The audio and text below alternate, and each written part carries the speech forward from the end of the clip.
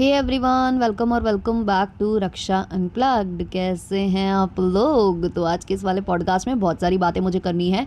कल जो है एडिटर का वीडियो आया था जिसमें उन्होंने बहुत सारी बातें की हैं, कंट्रोवर्सी का अंत करने की बात की है, सामने वाले को क्षमा करने की बात की है और कहा है कि मेरा जो पूरा अमाउंट है वो सेटल हो चुका है।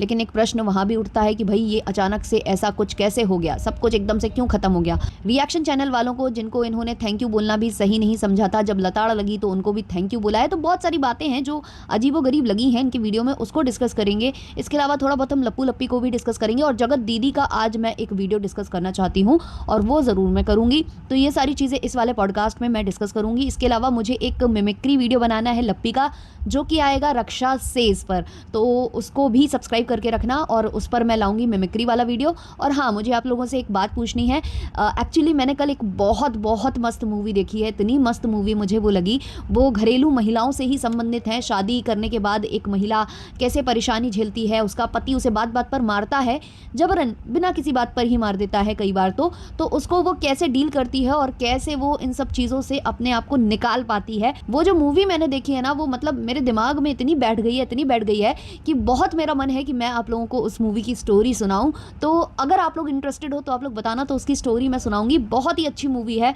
जितना मैंने आप लोगों को बताया है उसको सुनकर जज मत करना। ये कोई भी इमोशनल मूवी नहीं है, कोई भी ऐसी मूवी नहीं है, बल्कि इसमें कॉमेडी है।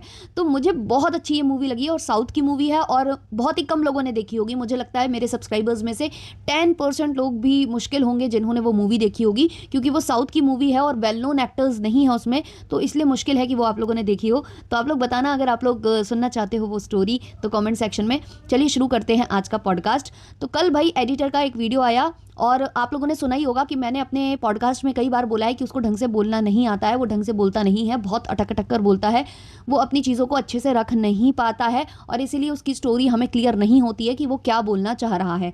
इसके अलावा उसका कल दोपहर में एक कम्युनिटी आया था जहाँ उसने लंबी चौड़ी पोस्ट डाली थी और बताया था कि मैंने 8 महीने कैसे रोया, गिड़गिड़ाया, कैसे मेरे ऊपर भारी गुजरा, ये सब वगैरह वगैरह। उसने जो है पूरी ड्रामेटिक एक स्टोरी वहाँ पर लिखी हुई थी, जो देखकर ऑब्वियसली पहली नज़र में तो कोई भी भावुक हो जाएगा, मैं भी हुई थी। लेकिन धीमे धीमे क्या हुआ कि जब रिएक्शन बनने स्टार्ट हुए इनके ऊपर और बहुत लोगों ने ऐसा बोला कि ये बंदा जो है बिल्कुल भी चीज़ें क्लियर नहीं कर रहा है, इसको चाहिए था कि ये कम्युनिटी में ही लिख देता, ज़रूरी नहीं था कि एक वीडियो स्पेशली बनाने का। और बहुत लोगों ने ये भी बोला कि इसने एक भी बार ऑडियंस या रिएक्शन वालों को थैंक यू नहीं बोला। देखो कितना ये एहसान फरामोश टाइप का है और कंट्रोवर्सी नाम दे रहा है इस चीज़ को, जिसमें इसकी मतलब इमोशंस जुड़े हुए थे, चीज़ें जुड़ी हुई थी। तो जब लोगों से इसको लताड़ मिली, जब इसने दिन भर वो रिएक्शन देखे, क्योंकि 3 बजे ये वीडियो लाने वाला था, शायद इसकी वीडियो रिकॉर्डेड थी तो 3 बजे ये लाने वाला होगा, लेकिन जब इसने रिएक्शन चैनल वालों को सुना तो इसकी फिर वीडियो लेट लतीफ आई, फिर वो 3 बजे नहीं आई। क्यों? क्योंकि उसमें कई सुधार इसने किए, जैसे कि रिएक्शन चैनल वालों को थैंक यू बोलना और बहुत सारी चीज़ें। और शायद उस वीडियो में ज़्यादा अटका होगा, स्क्रिप्ट मिल गई होगी लप्पू भैया से, तो वो चीज़ें इन्होंने की हैं फिर नए वीडियो में, जिसमें वो कहीं भी नहीं अटके हैं। उनका कहना है कि मैं स्क्रिप्ट लेकर बैठा हुआ हूँ और स्क्रिप्ट देख देख कर मैं पढ़ूंगा, लेकिन स्क्रिप्ट पढ़ते तो वो नज़र नहीं आए, वो तो ऐसे कैमरे में देखकर ही बोल रहे थे। कट्स बहुत ज़्यादा थे वीडियो में, कट्स तो थे, लेकिन चलो उन्होंने कम से कम रिएक्शन चैनल वालों की लताड़ पर ही उन्हें थैंक यू बोला, बहुत ही अच्छी बात है। नहीं तो पहले तो बोल रहे थे कि भगवान के घर में देर है अंधेर नहीं। अरे भगवान के घर में देर अंधेर वो सब ठीक है, लेकिन माध्यम जो बना आपकी चीज़ों को कंप्लीट कराने में, आपको आपका बकाया पैसा दिलाने में, तो उन माध्यम का भी आपको धन्यवाद करना चाहिए, जो इन्होंने कहीं नहीं किया। जबकि इन्होंने खुद ही मदद मांगी थी कि प्लीज़ रिएक्शन चैनल वालों मेरी मदद करो, और कहीं ना कहीं वो रिएक्शन चैनल वालों को इंक्लूड करना इन्होंने लप्पू से सीखा है, या लप्पू ने इनको बोला था। अगर ये स्क्रिप्ट में शामिल थे तो लप्पू ने इनको बोला होगा ऐसा करने के लिए।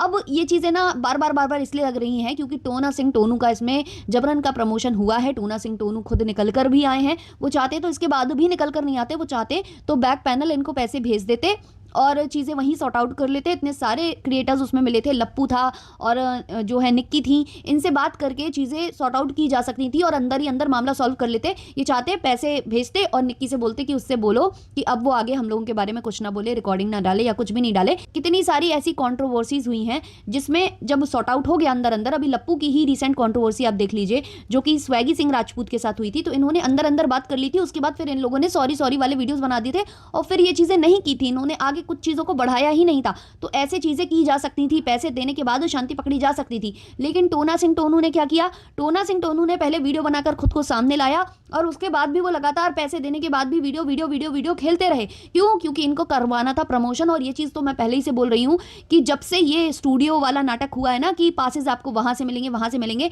ये कार्ड ही इसलिए किए जा रहे थे ताकि ये जो टोना सिंह टोनू है ना, इनका जो है नाम हो जाए। अब और आप ये भी याद करो, अभी टोना सिंह टोनू के स्टूडियो में बैठकर ही ये लोग अपना वेडिंग एल्बम भी देख रहे थे। तो कहीं ना कहीं बार बार ये बताना कि इन्होंने ही हमारा वेडिंग शूट किया है, इन्होंने ही हमारा एल्बम बनाया है, इन्होंने ही ये, इन्होंने ही वो। अब टोना सिंह टोनू की जो वाइफ है वो कह रही थी हमारा अभी ही स्टार्ट हुआ है, स्टार्टअप है हमारा, ये है वो है।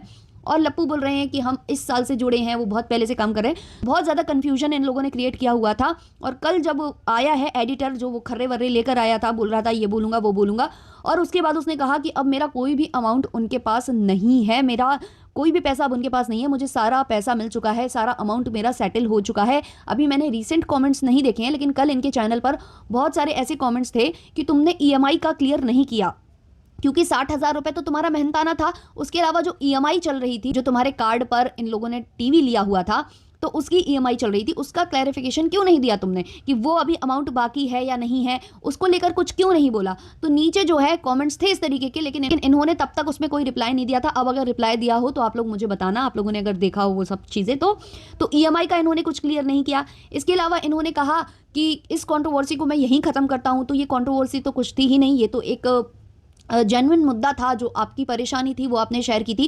कंट्रोवर्सीज अलग चीज़ होती है और ये जो परेशानियां होती हैं या जेन्युइन मुद्दे होते हैं वो अलग होते हैं कि भाई हम किसी चीज़ में फंस चुके हैं, उससे हम निकल नहीं पा रहे हैं और हमें मदद चाहिए। तो इसको कंट्रोवर्सी नाम क्यों दिया। और उस दिन भी अगर आप याद करो तो ये डिज़ोल्व बोल रहा था और उसको ये करेक्ट करके एडिटिंग में सही कर रहा था। तो इतना ज़्यादा मतलब इसमें है दिमाग कि क्या सही शब्द होगा क्या गलत शब्द होगा, उसको करेक्ट करना और उसको बार बार स्क्रीन पर डिस्प्ले करना। मतलब मुझे थोड़ा सा अजीब लग रहा है ये मामला, जिस हिसाब से कल बेड पर लेट कर और उस तरीके की फ़ोटो डाली गई थी। थोड़ा बहुत मतलब ऐसा आती है बार बार भस की ये लोग मिले हुए हैं। लप्पू तो फॉर श्योर कर रहा था ये टोना सिंह टोनू के साथ मिलकर।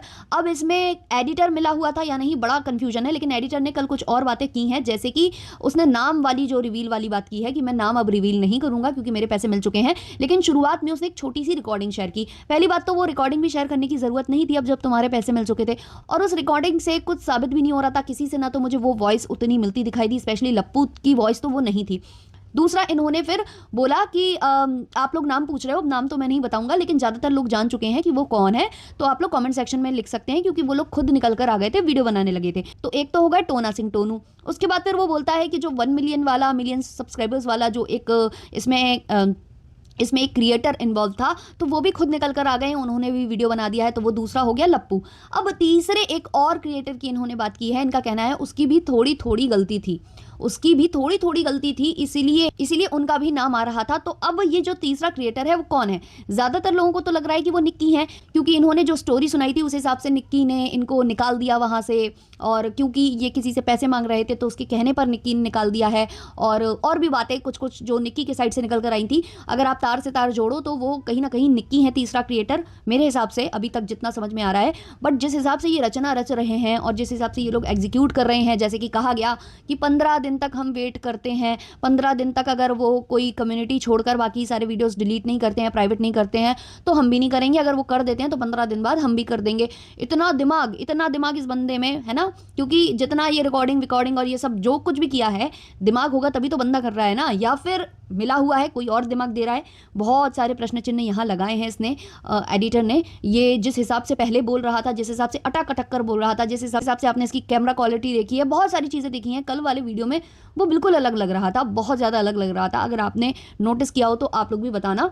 तो भाई ये जो है ना कांड हो रहे हैं, जो लप्पू बोल रहा था ना कि आप लोग सिंपत्ति के आधार पर हमेशा आ जाते हो लोगों को सपोर्ट करने, सिर्फ आपने देखा कि गरीब है और सपोर्ट करो।